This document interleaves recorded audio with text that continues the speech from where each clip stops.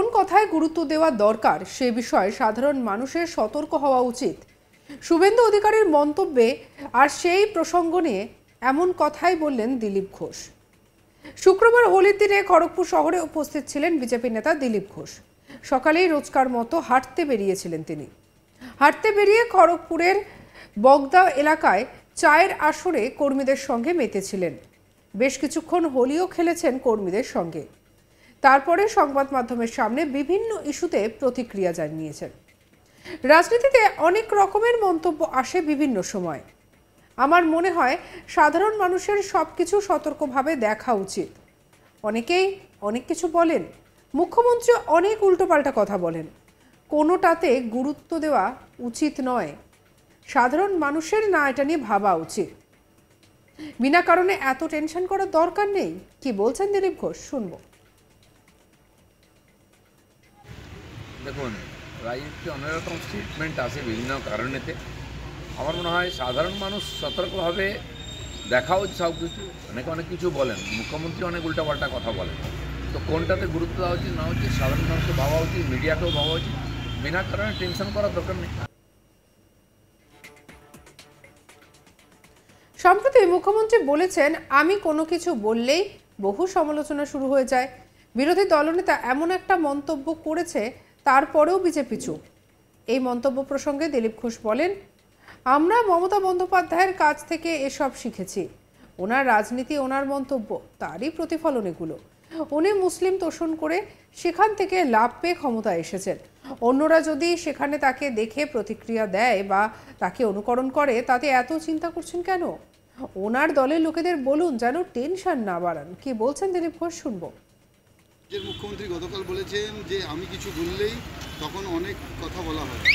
রাজ্যের বিরোধী নেতা এই ধরনের কথা বললো, কিন্তু বিজেপি চুপ থাকবে। আপনার কাছ থেকে তো আমরা শিখেছি, মমতা ব্যানার্জির স্টেটমেন্ট, ওনার রাজনীতি, তারই প্রতিফল পশ্চিমবাংলায় আজকে এই ধরনের সাম্প্রদায়িক টেনশন হচ্ছে। সেদিন উনি মুসলিম তোষণ করে রাজনীতি করে এসে তার থেকে লাভ পেয়ে ক্ষমতায় এসেছেন। তো অন্যরা যদি তার প্রতিক্রিয়া দেয় বা তাকে দেখে অনুকরণ করে, তা চিন্তা করছেন কেন? ওনার দায়িত্ব আছে, উনি মুখ্যমন্ত্রী, এই বাংলার পুলিশ মন্ত্রী, উনি শান্তি শৃঙ্খলা রক্ষা করেন, ওনার পার্টির লোকেদের বোঝান যেন টেনশন না বাড়ান। সম্প্রতি বিধায়ক হুমায়ুন কবির বলেছেন, আমাদের দল নিয়ে কোনো মন্তব্য করলে ব্যবস্থা নেওয়া হবে। সেই প্রসঙ্গে দিলীপ ঘোষ বলেন, উনি আর দল করছেন কেন? তাহলে এসব ছেড়ে মৌলবী হয়ে যান। তাহলে ববি হাকিমের মতো ধর্ম প্রচার করুন। রাজনীতি কেন করতে এসেছেন? তাহলে রাজনীতি করতে এলে সংবিধান মেনে করতে হবে। বাকি তার বাইরে কিছু করলে সরকার আছে, কোর্ট আছে, তারা দেখবে। উনি যে ঠিক বলেননি, সেটাতে পার্টি তাকে শোকজ করেছে। তাকে সাসপেন্ড করা উচিত, বহিষ্কারও করা উচিত। কি বলছেন দিলীপ ঘোষ, শুনবো। হুমায়ুন কবির গতকাল বলেছেন যে দলের থেকে আগে হচ্ছে আমাদের ধর্ম নিয়ে যদি কোনো কথা বলতে আসে না, উনি তাহলে দল করতে, হুমায়ুন কবির যদি দলের কথা না ভাবে ধর্মের কথা ভাবেন, তো মৌলবী হয়ে যান, ববি হাকিমের মতো ধর্ম প্রচার করুন। রাজনীতি কেন করতে এসছেন? রাজনীতি করতে গেলে এই দেশের সংবিধান মেনে তার মাধ্যমে করতে হবে। বাকি তার বাইরে কিছু করলে সরকার আছে, কোর্ট আছে, তারা দেখবে। এবং উনি যে ঠিক করেনি সেটা তার পার্টি তাকে শোকজ করেছে, তাকে সাসপেন্ড করা উচিত, বহিষ্কারও করা উচিত। এই ধরনের লোকেরা উল্টাপাল্টা বলে সবসময় একটা টেনশন তৈরি করে। এর আগে উনি এই ধরনের কাজ। শান্তিনিকেতন প্রসঙ্গে বলেন, এই ধরনের পাগলামো যাদের মাথায় আসে তারা রাজনীতি ছেড়ে দিন। ভারতবর্ষে দীর্ঘদিন ধরে এই দোল বা হোলি একটা বড় সাংস্কৃতিক অনুষ্ঠান। সেটাতে বিভিন্ন কারণে যারা ডিস্টার্ব করতে আসছে, সমাজ তাদেরকে মেনে নেবে না। কি বলছেন দিলীপ, শুনবো। নিকেতনে হোলি বন্ধ করার এই নিয়েছেন ওই কৃপা হাসদা, সে নিয়ে কী বলবেন? আমি কালকে বলেছি প্রকাশ্যে যে এই ধরনের পাগলামি যাদের মাথা থেকে আছে তারা রাজনীতি ছেড়ে দিক বা রাজনীতি থেকে বার করা উচিত। ভারতবর্ষ যুগ যুগ ধরে এখানে এই সংস্কৃতি চলে আসছে, হিন্দু সংস্কৃতি, যেখানে হোলি একটা দোল একটা বড় তার একটা অনুষ্ঠান, সেটাকে বিভিন্ন কারণ থেকে ডিস্টার্ব করতে আসছে, সময় তাকে মানবে না। যাই হোক, আমি শুনলাম যে কালকে নাকি ব্যানার সরিয়ে নেওয়া হয়েছে। এটা সরিয়ে নিন, নাহলে আপনাদেরকে রাজনীতি থেকেই সরিয়ে দেওয়া হবে।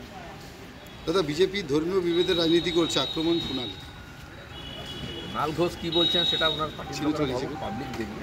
বিজেপি কী করে, বিজেপির কাজ করছে। আর বিজেপির রাজনীতি ঠিক আছে, দেশের মানুষ তাকে স্বীকৃতি দিয়েছেন, সংবিধানের দায়রার মধ্যে আমরা করি। কেউ যদি কিছু বলে সেটাও পার্টি দেখবে। আগুন আগুন খাবার বানানোর জন্য বিভেদের জন্য শুভেন্দুকে নিশানা মমতা। মমতা ব্যানার্জি কোন মুখে বলছেন, সমালোচনা করছেন?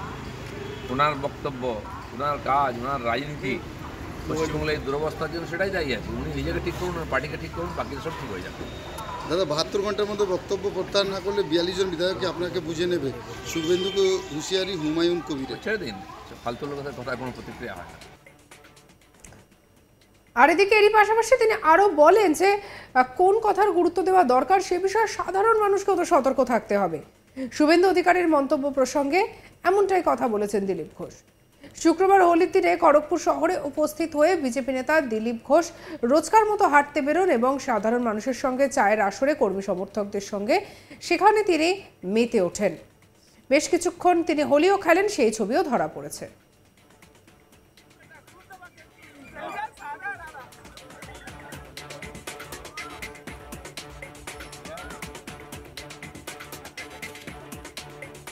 তারপরে সংবাদ মাধ্যমের সামনে বিভিন্ন ইস্যুতে প্রতিক্রিয়া জানান। কি বলেছেন শুনবো।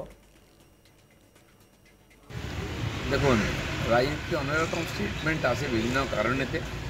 আমার মনে হয় সাধারণ মানুষ সতর্কভাবে দেখা উচিত। সব কিছু অনেক কিছু বলেন, মুখ্যমন্ত্রী অনেক উল্টাপাল্টা কথা বলেন, তো কোনটাতে গুরুত্ব দেওয়া উচিত না উচিত সাধারণ মানুষকে ভাবা উচিত, মিডিয়াকেও ভাবা উচিত।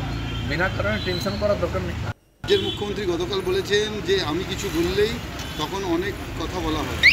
রাজ্যের বিরোধী নেতা এই ধরনের কথা বললো, কিন্তু বিজেপি চুপ থাকবে।